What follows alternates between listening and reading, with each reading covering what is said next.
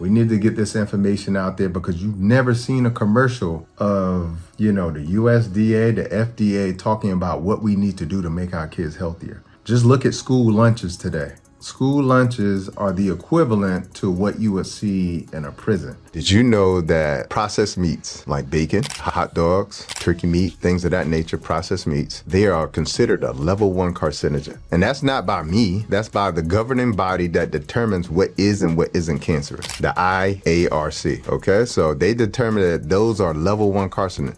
That means that it's in the same category with cigarettes, plutonium, and asbestos in terms of what the ability to cause cancer. So you have to understand you're never going to see a commercial or even see a warning label on those type of foods. So yes, there's a plethora of information that we have access to in terms of going to Google, but you're never going to see that information. Have you guys ever heard the phrase, you are what you eat? And apparently in America, there are some people out there that want our children to become garbage. Think about why someone is okay with your kids eating crap. Why would you sit idly and be okay with that? Because here's the secret. If somebody is doing that, they don't care about your kid. And what started happening around the early 2000s is I started seeing an uptick in chronically ill children. And I was like, whoa, wait, what's going on? Abdominal pain, reflux, more constipation. At first, it was just gut issues, GI, gastrointestinal. But then it started kind of morphing into immunologic stuff, asthma, atopic disease, that's eczema, allergies, and asthma. And I thought, oh, wait a second. This ain't right. Simultaneously learning about GMOs and pesticides, which was through one of the moms in the practice. It wasn't like I sort of like, hey, GMOs, this mom got me like literally locked into it. And then I realized, gosh, I can only see 10, 20 kids a day. All these kids are sick. And I was seeing so many that I said, I've got to write the book because the pediatricians around me were like scratching their heads. No one's talking about food, and especially these industrial foods that our children were consuming every single day, 3, 4, 5, 6 times a day, depending on the age of the kid. And I thought we've got a health disaster here documented by these trends of chronic diseases in children, and every one of them. Think your school cafeteria days were a culinary challenge? If you look at what we're feeding our kids at school, what's allowed as a vegetable, a pack of ketchup is allowed as a vegetable. The amount of sugary beverages that they're consuming, the amount of sugar, period, that they're consuming throughout the day, the amount of dyes, thickening agents, emulsifiers, sugar, I can go on and on. It makes sense why our kids are having so many brain developmental issues, are having so many health issues, and are so depressed today. The sad truth is that school cafeteria food is a tale of underfunding, poor nutrition, and questionable ingredients. From mystery meat to soggy vegetables, the food served in many school cafeterias is not only unappealing, but also potentially harmful to students' health. Cafeteria food has always been the butt of jokes, but this isn't funny. As 53 million students across America gear up to hit the books this year, their school cafeterias are also gearing up to roll out the fuel for their brains. Yes, we're talking burgers, Hot Pockets, and chicken wings. Lunch, anyone? Well, get ready to march back to school for a thrilling ride through the good, the bad, and the downright squishy. This is a story that just might make your eyes widen and your stomach churn. Ever found yourself braving the cafeteria line at a public school in the U.S.? Then you know the gamble that is the school lunch experience. Our kids are as unhealthy as they've always been. And if you've read my book, Education Over Medication, one of the things I talk about in there is one of the statistics that sort of scared me the most when it comes to kids' health is that this generation coming up is probably going to be the first generation of children who are going to pass away before their adult parents. Okay, that's how unhealthy we are today. And when you start to look at a lot of the health statistics today surrounding kids, 20 to 25% of kids today are obese. Fatty liver disease, which was a disease that was specific to alcoholics back in the day. But today we're starting to see children with fatty liver disease. Okay. We're starting to see children with the early signs, not only elevated cholesterol, but heart disease. And I'm talking about children that are in their early teens. We're starting to see this uptick and rise exponentially in autism. And just to give you a little bit of, some statistics, if you go back to 1980, 1 out of every 10,000 children was diagnosed with autism. And if you think about today, that number is somewhere around 1 out of every 36 or 34. Okay. And they're predicting in 2050 that it's going to be 1 out of every 2. So if you have 4 kids, 2 of them will have autism. Today, we're peeling back the layers of what happens when the people in charge of our kids' lunches drop the ball. Let's just say it's not pretty. Picture a school year plagued by foodborne nightmares. Over in New Jersey, Salmonella decided to crash the party, sending 7 students and a teacher on an unscheduled trip to Sickville. And in St. Louis, it's still a head-scratcher how 45 kids and a teacher got sick, with some landing in the hospital after a particularly dodgy meal. In Connecticut, school lunches once featured a curious creation dubbed Italian dunkers. Imagine diving 2 cheesy breadsticks into a pool of red sauce. Sounds fun, right? American school lunches can trace its origins back to World War II, a crucial era when school lunches were launched as a national security measure. The government's objective was clear: to nourish the nation's youth into robust future soldiers, reinforcing the country's strength from the ground up. As decades passed, the initial noble intentions were overshadowed by the murky waters of political maneuvering. The 1980s marked a dark chapter as budget cuts began to erode the quality of school meals, leaving a void filled by sinister players. Enter the big food conglomerates, seeing a ripe opportunity to capitalize on this growing crisis. America is one of the few countries where food companies are allowed to target children. And there's a very good reason why most other countries don't allow for that, especially when they're targeting children with foods that are creating most of these conditions that I'm talking about. They infiltrated school menus with unhealthy, processed options that barely met the USDA's lenient standards. Through clever exploitation of regulatory loopholes and eye-catching packaging, they introduced products like pizza slices and chips as USDA-approved staples, despite their questionable nutritional content.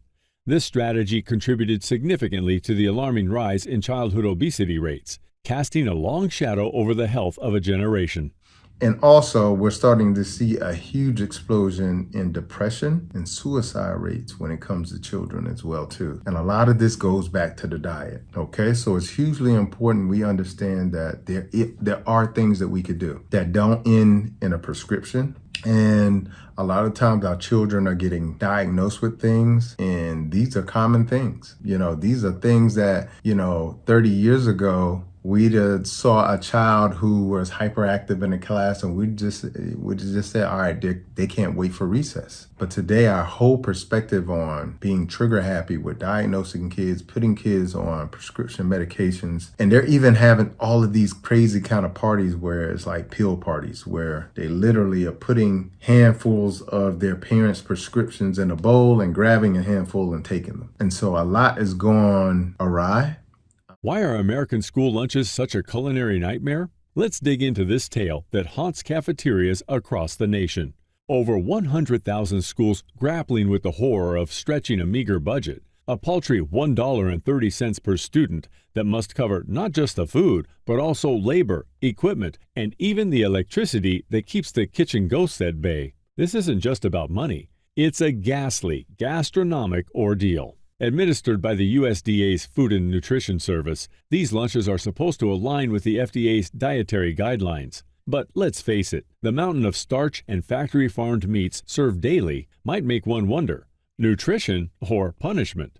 With such a budget, it's no shock that fresh produce, quality proteins, and whole grains are more like fleeting apparitions than regular guests. Would you eat this burger? Someone posted on TikTok that they received this burger in their school lunch. So this is what the cheeseburger looked like before he opened it up and showed what was actually inside. This is the patty that you would get and turn into a zombie if you ate it. Now, people in the comments were telling this person to report it to the school board. This is definitely unsanitary. So then they decided to post this. For anybody who's new, my school served me this cheeseburger. My family's pressing charges. Here's how it went. And now how it went will blow your mind. Now, the parent did end up sending this email. You can pause to read. But I'm going to summarize it. Basically, she said that the burger looked like rubber. It looked inedible, and she was concerned about other students that had no idea and consumed this burger and their health. She was also concerned about their regulations and how they make their food at the cafeteria, and that she will be pressing charges. The school responded, and their response is beyond me. They said, "I'm sorry to hear about your students' bad lunch experience. Many complaints have been sent to us about food quality issues. However, we do not see any issue with the food being served. Although there is a slight discoloration with the meat, it is still edible. If you or your daughter have any issue with the lunch being served, don't eat it. Packing a lunch is still an option." Yikes. If you've ever wondered why the hamburgers in school cafeterias look like they've survived a zombie apocalypse, here's a chilling truth for you. Processed foods are haunting our lunch trays. According to the American Medical Association, a spine-chilling 19-year study revealed that ultra-processed foods could be slicing years off your life. Many cafeteria foods are loaded with additives and preservatives to extend their shelf life and enhance flavor. Some of these chemicals, such as potassium bromate and artificial colors, have been banned in other countries due to their potential health risks, but are still used in the United States. Potassium bromate, for example, is used to improve the texture of bread and baked goods, but has been linked to cancer in animal studies. So you can't tell them to eat their greens and you're not eating your greens, okay? You have to be the first example for them. If you're eating hot Takis and hot dogs and all of this food that is a level 1 carcinogen, bologna meat, turkey meat, making sandwiches with it, Lunchables, all of this kind of meat is a level 1 carcinogen. This is why the rates of cancers have gone through the roof for children. With a 31% increase in overall mortality. Yes, these ghastly meals could be setting the stage for diabetes, obesity, heart disease, and even dementia.